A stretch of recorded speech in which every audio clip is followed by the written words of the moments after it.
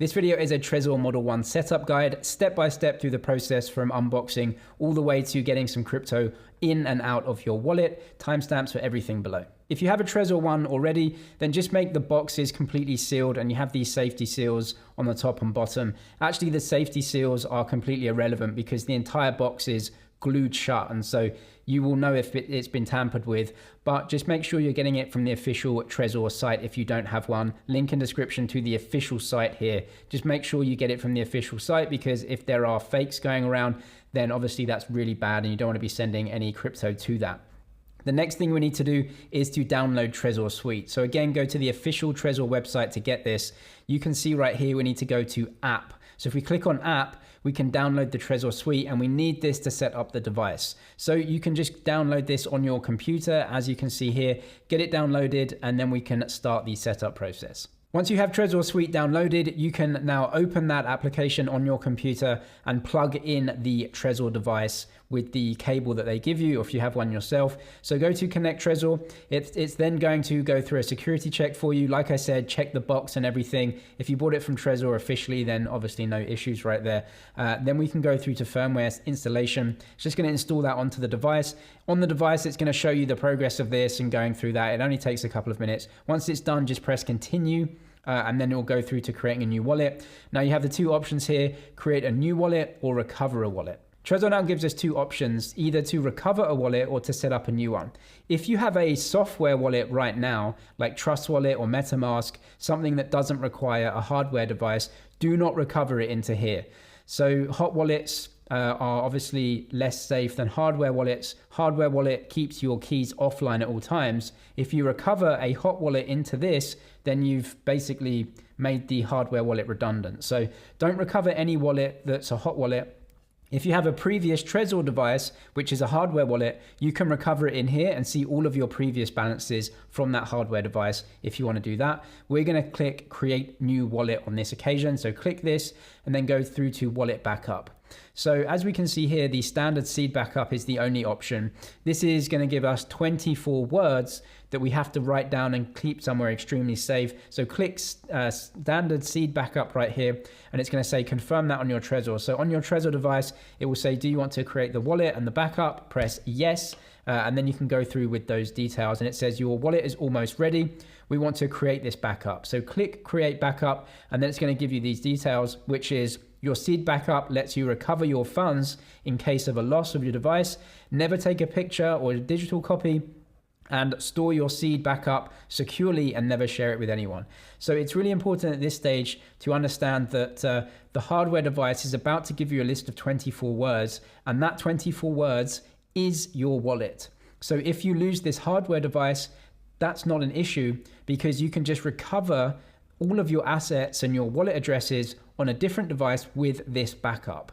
And so this wallet backup is the most important thing, because the hardware wallet, you can get a new one. If it gets lost or damaged or whatever, doesn't matter. As long as you have those 24 words, the wallets that it's about to create for you right now can be accessed again with those words. Click the three boxes to go ahead to the next stage. Make sure they're all green and press begin backup. And then it says confirm on Trezor. Now look on your Trezor device, there should be a word here, and that's the first word.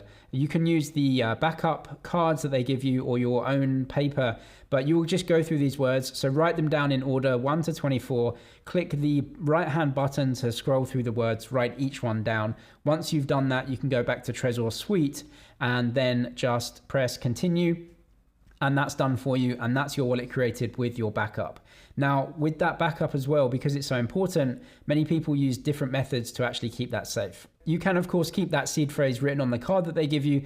As the seed phrase is so important, though, a lot of people use other types of seed recovery. For example, either crypto tag or crypto steel.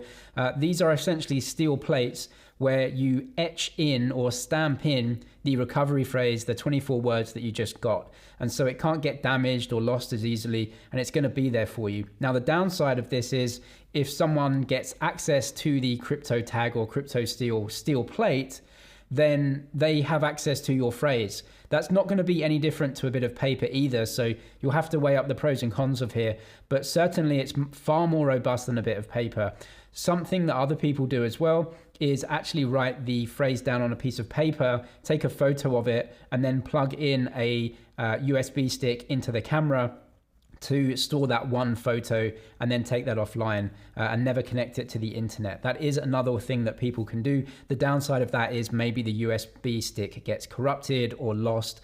So there's pros and cons to each and every method right here, but I'll link the Trezor site below. These crypto steel and crypto tag devices are very popular just for having something that's portable and very robust for your seed phrase, because if you lose your seed phrase, you're in big trouble. Once your wallet backup is completed, you can go through and set up a pin on the device. So this isn't anything to do with your crypto wallet. We'll press continue to pin here, set a pin. So I'll set that on the device.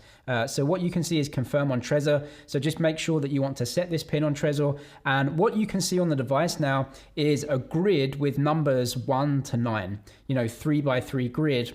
And this is going to be different every time. So it's not starting top left at 1 and then finishing at 9. So you can input that pin code, see it on the device, press enter pin here, and then it will say repeat pin. So repeat that again, enter pin here, and that will be completed. Now this pin code is just simply something that is a secondary security measure for the device. So if someone does steal the Trezor from you, then they can plug it into their computer and it's going to be blocked initially by the pin. And so they can't really do anything. They can't access this device in any way and actually start sending transaction around without this pin. This is a Trezor security measure and not really anything to do with the blockchain. Now we can set up some wallet addresses so that we can receive some coins into the wallets that we've just set up with our Trezor One. They call this activate coins. Choose the wallets that you want to set up. I've chosen Bitcoin and Ethereum here. You can choose these later on as well through the settings, which I'll show you in a second. And once you've done that and press continue, we can go over to complete setup. You can name your Trezor Model One if you like. Just press access suite, and then we can go through to the Trezor suite to see what that looks like. Once we're in Ledger Suite, it's going to ask us if we want to go ahead and access our normal wallet or if we want to use or access a hidden wallet. A hidden wallet is something that you can add on to the wallet that you already have. So the standard wallet is the thing that you've just set up with those 24 words. And that's normally what will be set up for you. That exists and you can access it as normal, but you can also set up a secondary hidden wallet. So this takes the 24 words that you've got, and you can also add a secondary passphrase, something to get into a hidden wallet. And so this won't be accessed normally through Ledger Suite. It will only be accessed if you actually enter that passphrase when you load up Trezor Suite. Do you want to access a hidden wallet that no one else can see once they enter Ledger Suite? So you can set that up yourself. It's the same 24 words plus a passphrase. We're just going to go to the standard wallet though. So we'll click that and then it enters into the wallet that we've just set up with those 24 words. And for right now, obviously we don't have any assets in here, but this is your dashboard and you can see your wallet is now ready to use. A quick overview of Trezor Suite and the settings that we can toggle on and off before we get some crypto into our account. Security should be 3 or 4 out of 4. Discrete mode, you can toggle on and off easily. It just hides your token balances if you have any.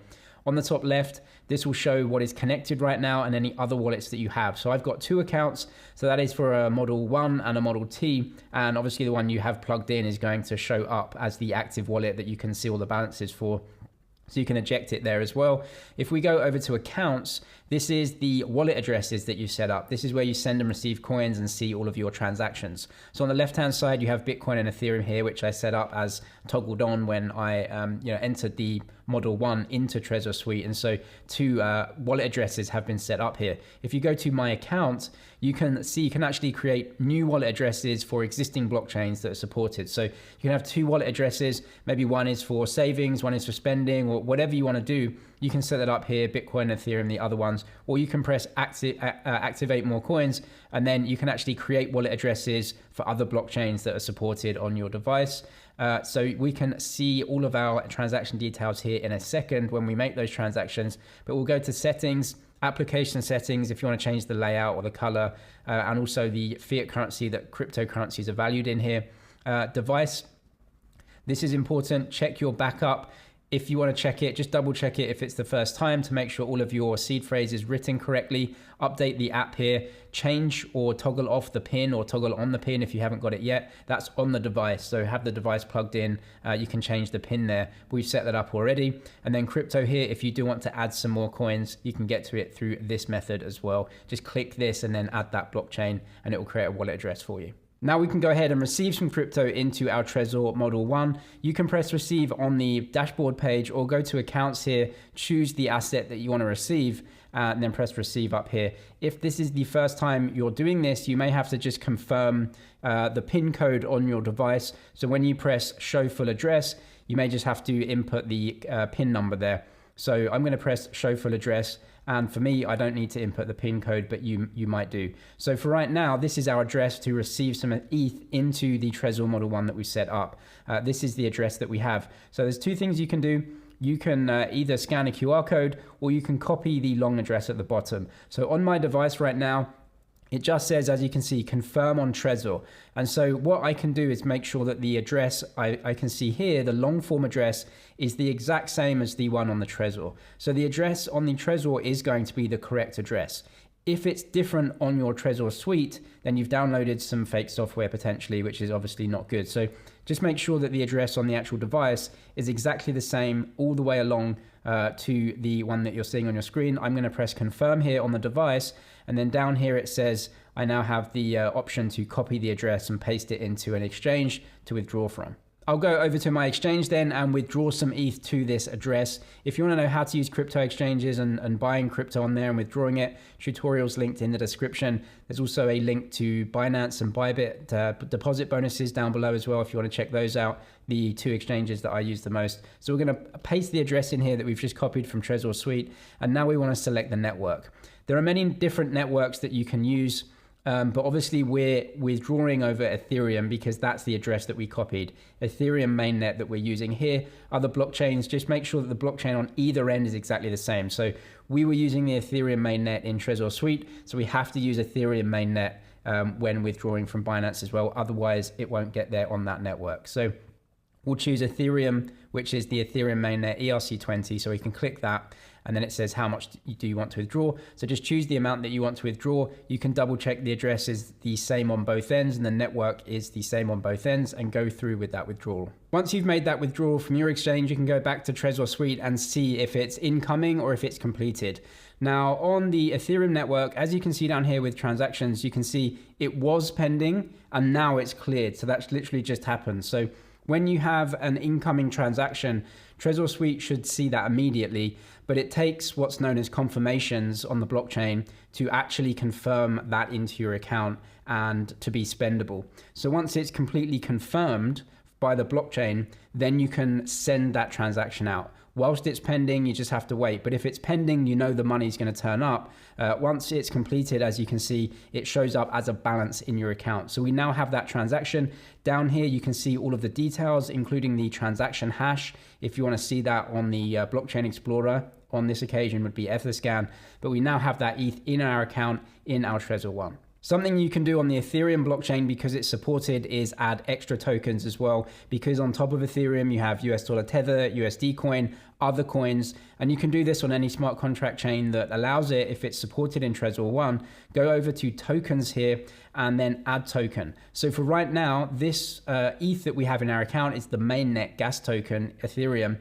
So that's just the base layer token. If we click add token, we can go ahead and add any token address that we want to actually have in our Ethereum account within Trezor One. What I'm going to do then is go over to CoinGecko. This is where you find all of the token addresses. We will click US dollar Tether.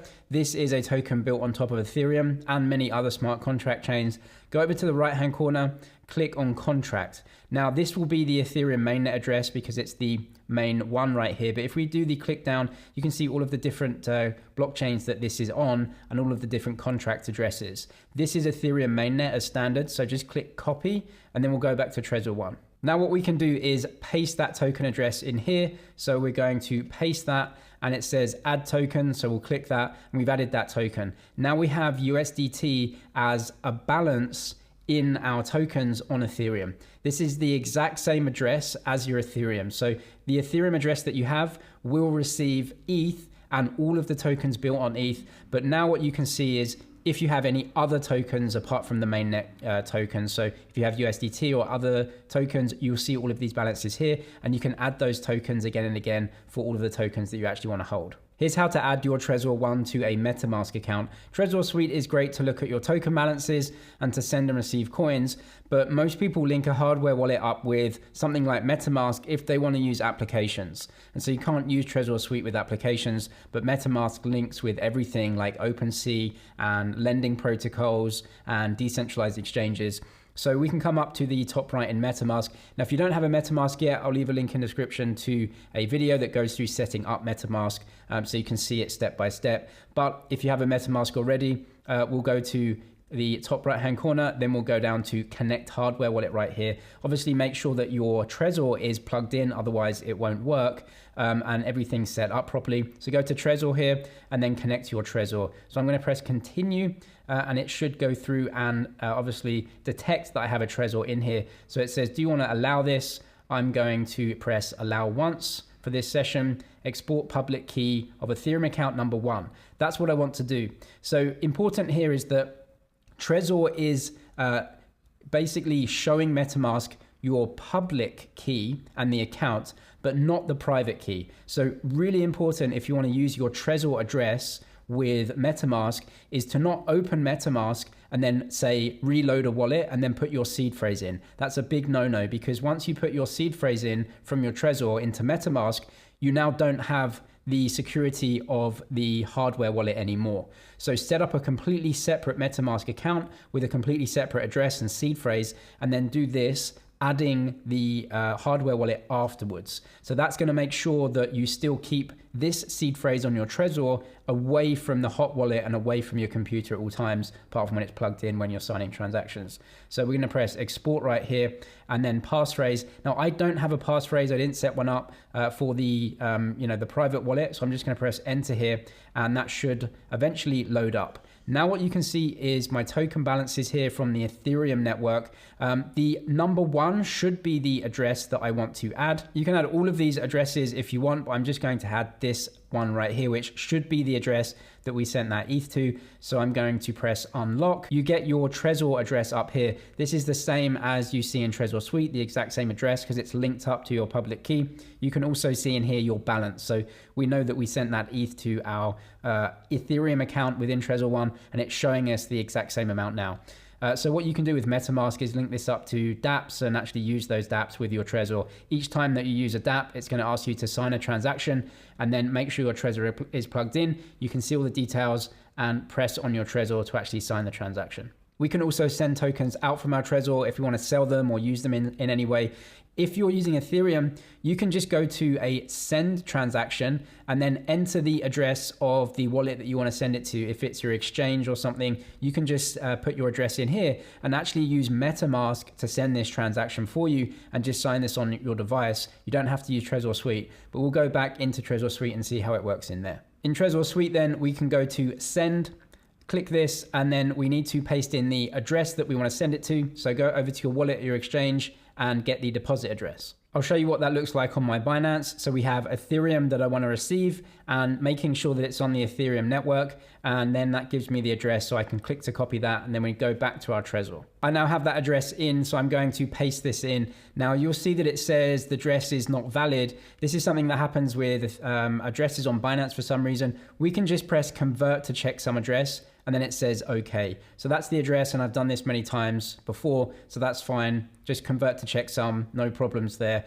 The amount, what I'm going to do is press send max, and it's going to work out for me how much I can send back to the Binance account. Now, important here is that when using blockchains, every time you send a transaction, you have to pay a gas fee. That's going to be variable dependent on the blockchain. It's really important that if you have other coins in here, always to leave a little bit of the gas token on the chain for other transactions. If you don't, then you're going to have to send more gas tokens in to pay for gas to get your tokens out. So when you're doing this, maybe leave $5 or $10 on the account just for gas to send things out if you need to. For this example, I'm just going to send max because I don't want anything left on here, and it's going to work out what the gas fee should be and then send the rest to the address that I've put in.